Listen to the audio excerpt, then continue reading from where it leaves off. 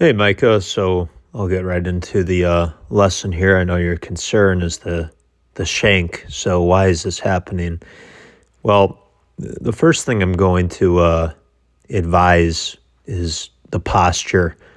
So if you kind of look at how you're set up, if I were to draw a line on your hands, they're really close to your knees or your thighs. So if we look over to the left here, we have Tommy Fleetwood. We can see that, the spacing is more. So anytime you're standing really close to the ball, it's going to increase the probability of you hitting it off of the hosel. So, I think this wouldn't be that hard to fix if you were to back your feet up and then stand a little bit taller. So, once you back your feet up, let's draw a line here. So let's call this 42, and he's at 57. So again, just getting your posture a little more upright, a little bit less flex in the knees at address. And I'll show a couple other examples of this I think would really make a big difference and help you with your game. So that's recommendation number one. And then the second thing I would say that's contributing to the shank, and it's subtle, but once we get you in a better position at address, let's take a look here at the line on the back of the hips.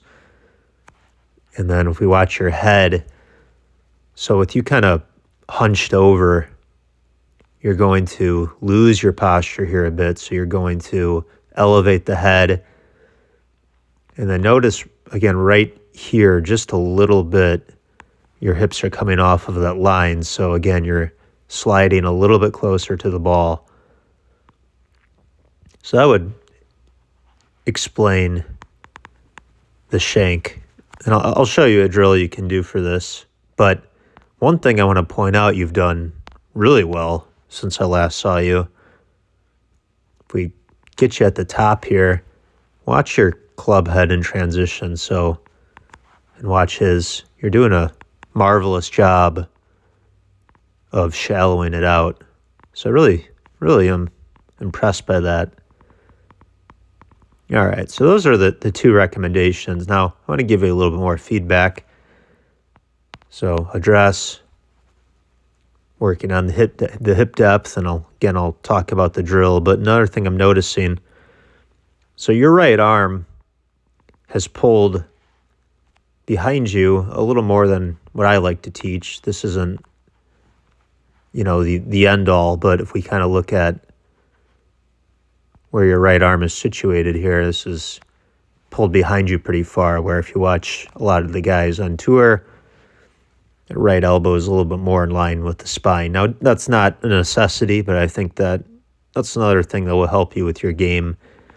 So if you remember, quite a while back, we did a drill where you had a ball kind of placed in between your arms.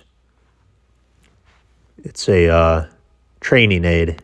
I think that will help you so that your right elbow doesn't wing behind you like that, because it's a little bit, if we mark it here, notice how it's kind of trapped behind you, where Tommy Fleetwood, right, it's a little bit more in front of him, so that will lead to better contact. But again, I really like this, how, before you were always struggling with coming in too steep. So we look at the angle of the shaft. This is definitely more of a draw pattern. So if I had to guess, your ball flight a lot of times might start a little bit right, and then when you're playing well, it'll probably curve back like that on target. So if we take a look at Anthony Kim here, again, this is another example. Check this out. So he's at 52. Not that much flex with the knees at address, right? And then if we look at the hands, there's definitely some space between his hands and the thighs in here. So again, he's not overcrowding the ball. We just want to get you standing a little bit taller. And then this is really cool. So if we watch his head, it's going to go straight down on the backswing. And it is not backed up, not even an inch. On the downswing, it will back up just a fraction, but really not much at all. So it's, again, that first move is the opposite of what you're doing. And then if we watch the hips, his hips are staying nicely back throughout the entirety of the swing. So you can see his left glute get a lot deeper here. And again, with you, you're coming out of your posture and sliding closer to the ball, which would lead to that coming off the hosel a little more. So this angle right here, that lower body, I mean, this is just, not many people have the flexibility or strength to do this, but, this kind of goes back to our left foot up drill.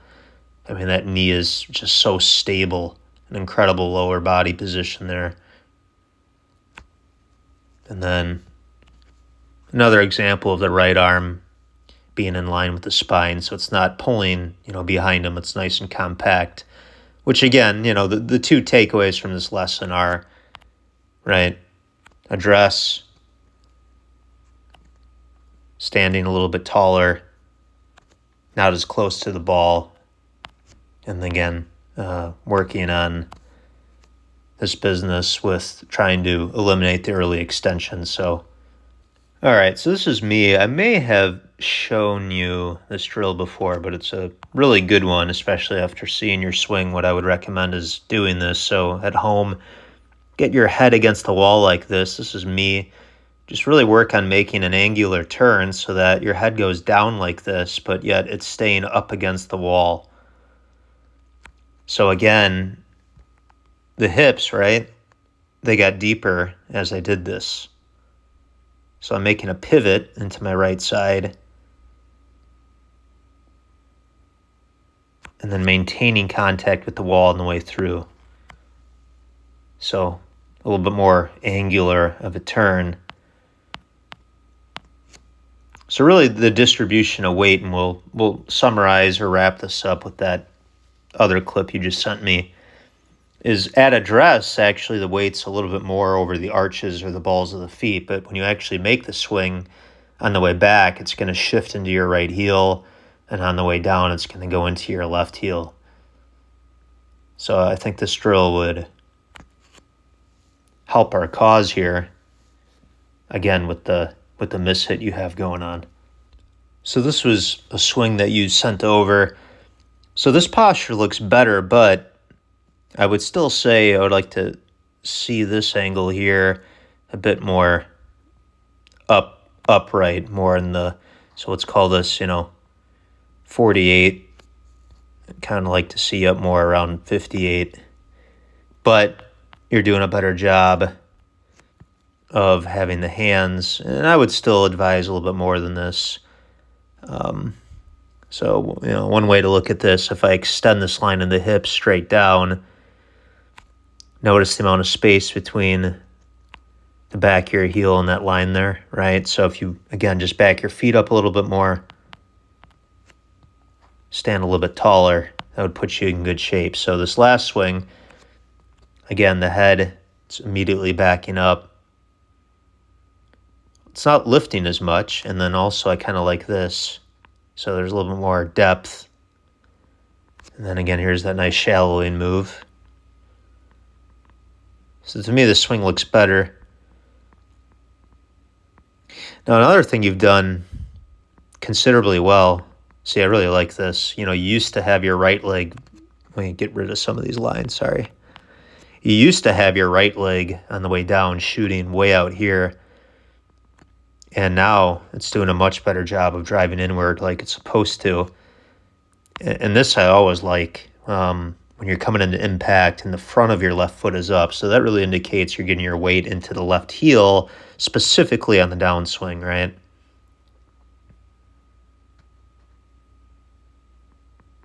And then you can tell some nice flexibility here. This is a bit more angular, so good job on this. This is definitely moving in the right direction. Much, much better than the first swing. But again, if I wanted to be, critical, setup, right arm is, still pulled a little bit behind you. Head backed up a little bit. but much better looking on the lower body. Now, again, we want to, anytime you're over a golf ball, we really want to limit your swing thoughts to working on one or two things at a time. If you're on the course and you have 5 swing thoughts, it's going to do a lot more harm than good. Longer term, one thing I might question, now this camera angle is a little bit high, is I wonder if you ever overdraw the ball or sometimes might miss right, because when I look at this club, the club head's somewhere around here, your hands are here. It's kind of, again, working into out. This is going to be better contact than before, because before you were coming in really steep, but into out, you may at times send the ball this way and it will stay there, and other times it might overdraw. So we can, again, down the road, talk a little bit about some other stuff so that the shaft isn't quite as far behind you. But all in all, again, the swing looks much better than the very first one that we evaluated. So hopefully some of this feedback is helpful, and let me know how it goes.